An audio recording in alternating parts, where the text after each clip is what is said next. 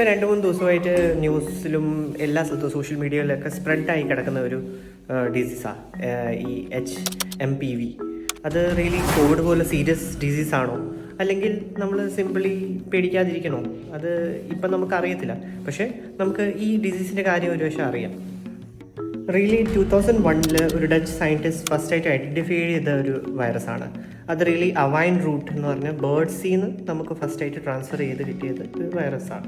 ആ വൈറസിൻ്റെ symptom really called തൊട്ട് ന്യൂമോണിയ വരെ ഉണ്ട്. സോർ ത്രോട്ട്, ഇപ്പം നമ്മൾ കാണുന്ന എല്ലാ ഈ വിൻ്റർ സീസണിലുള്ള വൈറൽ ഡിസീസിൻ്റെ എല്ലാ സിംറ്റംസും ഉണ്ട്.